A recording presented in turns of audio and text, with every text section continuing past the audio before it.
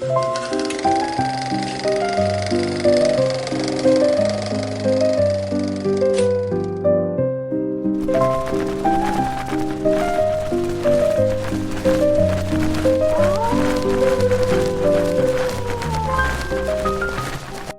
there, everyone. Welcome to Crypt Finder. Thanks for swinging by the crypt and hanging out with me this evening. So, by the time you all see this, it'll probably be January at some point. It will be cold and wintry.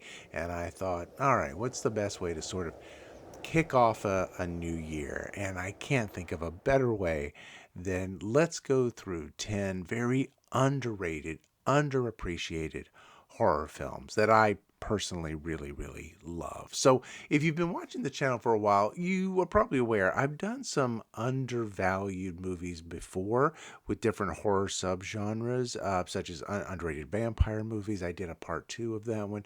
Underrated werewolf movies, ghost films, but I haven't really done one just on underrated horror movies just in and of themselves. And so, as I said, these are all, I love these. And I think if you've been watching this channel for a while, something tells me, yeah, there's going to be a little something of everything on this list for all of you out there watching. So, hey, let's get started. Coming in at number 10 is Vanishing on 7th Street. This is a moody, atmospheric horror film.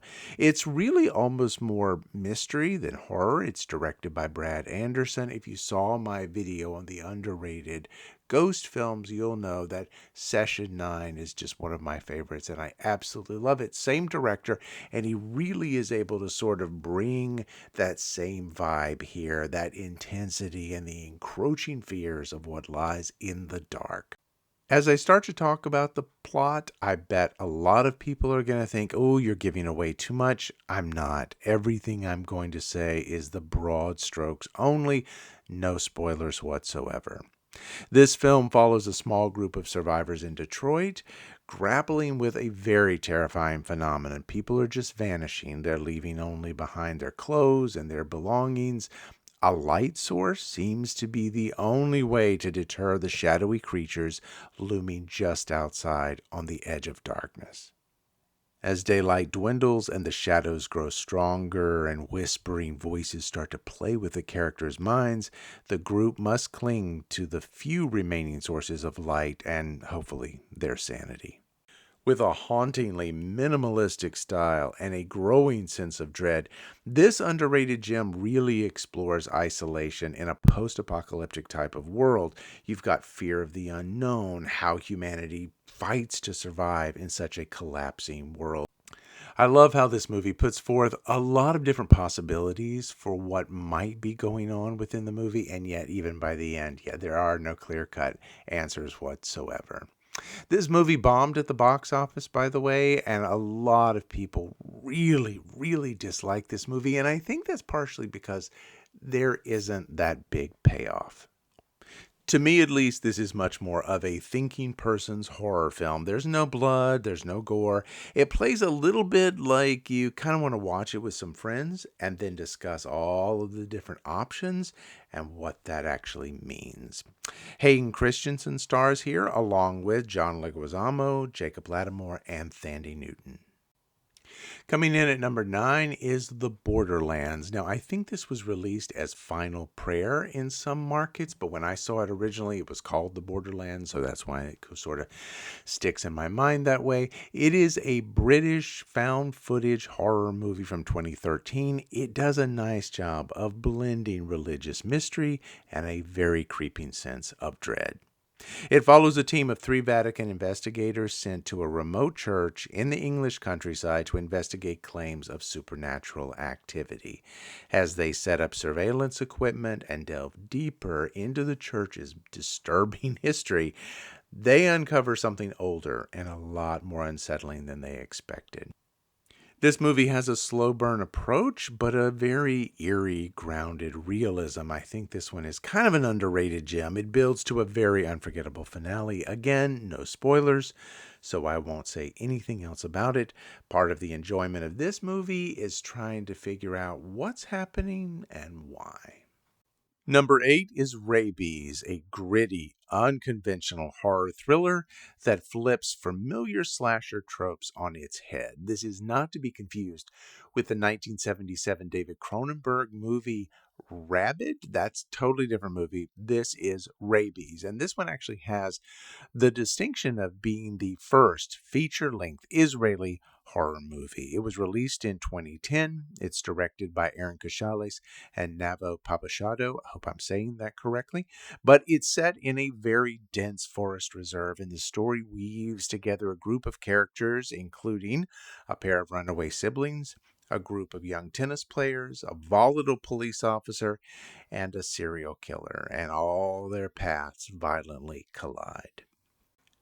And if all of that sounds super familiar, and right now you're kind of rolling your eyes, going, serial killers, hunting people down in the woods and chopping them up, I've seen that 100 times before. No, you haven't. This movie is not what you think it is. What begins as a typical survival scenario spirals into a chaotic web of paranoia, moral ambiguity, and, well, let's just call it miscommunication. It's tense, it's brutal, it's darkly funny in spots. Rabies stands out as a bold and unpredictable entry in international horror. This is one more for fans of hardcore horror, so if you are squeamish, it's not for you.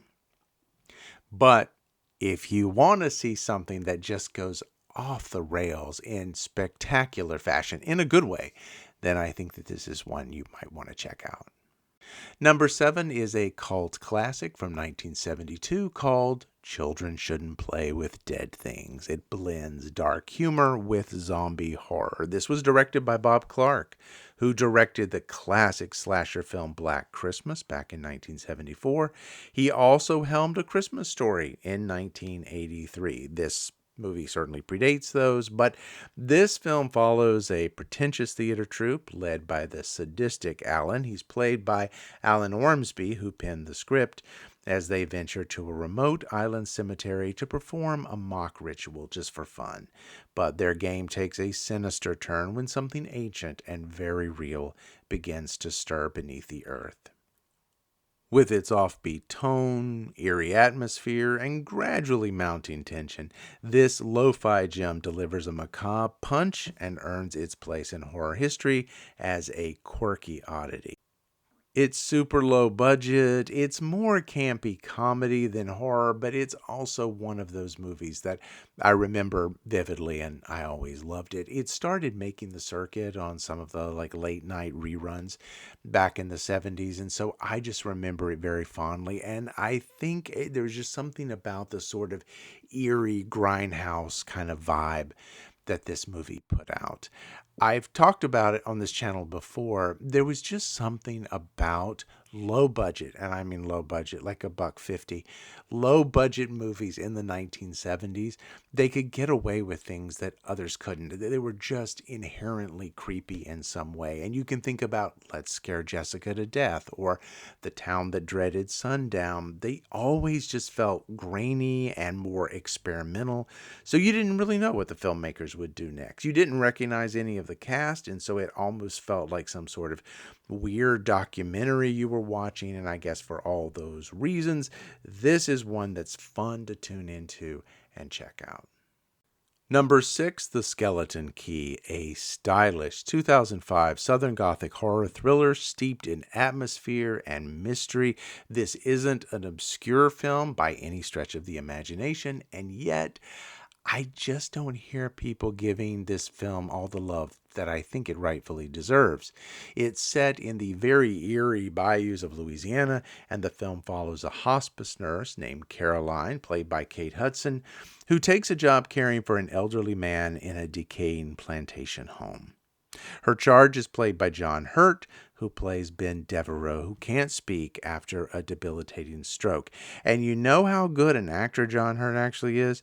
He can do more with his eyes and his facial expressions than some actors can do with a mountain of CGI explosions going off all around them. As Caroline explores the creaking house and its shadowy secrets, she becomes entangled in the world of hoodoo and folk magic. With a haunting backdrop, slow burn suspense, and a deep sense of dread, The Skeleton Key is a moody and underrated tale of the dangers of digging too deep into the past. Kate Hudson, she's fantastic here, and she's backed up by Peter Sarsgaard, Joy Bryant, and the fabulous Gina Rowlands. Number 5 is Fears of the Dark. This is a visually striking French animated horror anthology that explores the many faces of fear through 6 uniquely unsettling stories. Created by a collective of acclaimed graphic artists and illustrators, each segment uses a distinct black and white style to delve into nightmares and phobias and psychological horror. From eerie childhood memories to surreal creatures lurking in the shadows, this film blends artistry with horror in a way that's both thought-provoking and deeply disturbing. It's really a must-watch for fans of experimental animation and cerebral scares. I'm not sure why more animated horror is sort of just avoided at all costs when there is so much potential there. All right, number 4 is The Night House. This is a haunting psychological horror film from 2020 that explores grief, loss, and the unknown. It's directed by David Bruckner, who directed The Ritual, another really solid horror film. The story here centers, though, on a recently widowed woman living alone in a secluded lakeside house, which was built by her late husband, who was an architect. As she begins to uncover disturbing secrets about his past, strange and inexplicable events blur the line between reality and the supernatural. Anchored by a powerhouse performance from Rebecca Hall, the film weaves atmospheric tension with emotional depth, creating a really chilling meditation on what lingers after death, or if anything lingers at all. I'm very sorry that I can't give credit where credit is due. I cannot recall where I read this. It was in an article somewhere, and it was basically retelling that when this movie was shown at the Sundance Film Festival, the director, David Bruckner, got up, and I'm even going to probably mangle this, but he basically just kind of asked the audience, what is the more upsetting idea?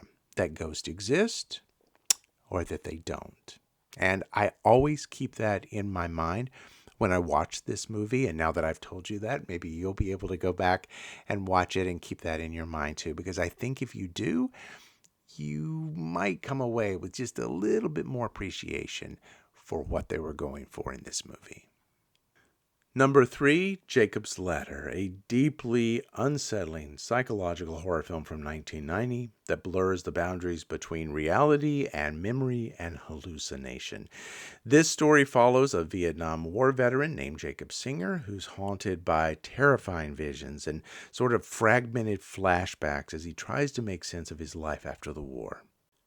As his grip on reality unravels, he's drawn into a nightmarish journey filled with paranoia and existential dread and a lot of hidden truths.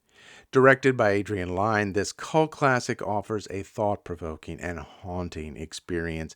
Tim Robbins is great in this role, and he gives a very moving performance. And you also have Danny Aiello and Elizabeth Pena backing him up to great effect. Elizabeth Pena has a couple of the more disturbing sections of this film. I won't spoil it or give it away or show any images from it, of course, but she's fantastic as well. Plus, you've got Macaulay Culkin as Tim Robbins' son Gabe, and this is just before he was going to burst on the scene in Home Alone the same year. Now, I have not seen the remake from 2019, mainly because I just didn't think it was possible that it would hold up compared to this film. But if you all have seen it and you want to comment down below, that would be a big help. Let us know. Should we all be going out there and checking out the 2019 and how it compares to the original? At number 2, Dog Soldiers is a gritty, action-packed British horror film that delivers a fresh, ferocious twist on the werewolf genre. It is set in the remote Scottish Highlands. It follows a squad of soldiers on a routine training mission that quickly turns into a bloody fight for survival against a terrifying enemy lurking in the woods. With sharp dialogue, great acting, practical effects, and a perfect blend of horror and dark humor, Dog Soldiers has earned cult status as one of the most entertaining and underrated creature features of the 2000s. I did not include this one on my list of underrated werewolf movies, mainly because I felt like it was always super duper well known. But if you have not seen it for any reason, please do yourself a favor and check it out, especially if you're really into all things that howl at the moon. And at number one is Triangle, a mind bending psychological horror thriller that plays with time and perception and guilt in increasingly eerie ways. The 2009 film, it follows a group of friends who, after a sudden storm capsizes their yacht, they find refuge on a seemingly abandoned ocean liner, but something is terribly wrong aboard the ship, and the deeper they explore, the more reality begins to fracture. Let's just say everything is not as it appears in this film, and we'll leave it at that.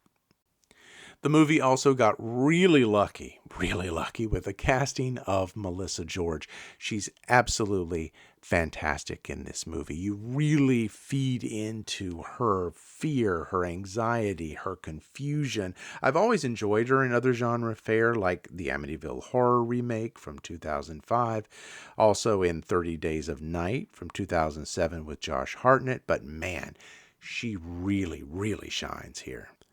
You've got clever twist here. In fact, you might need to rewatch this movie once or twice or three times just to catch them all. You've got a haunting atmosphere, tightly woven narrative. Triangle, at least to me, is just a criminally underrated gem that rewards those who pay very close attention. By the way, that is code for please don't try to multitask and watch this movie, because really, in the end, it gives you quite the lasting impression. It's a great film.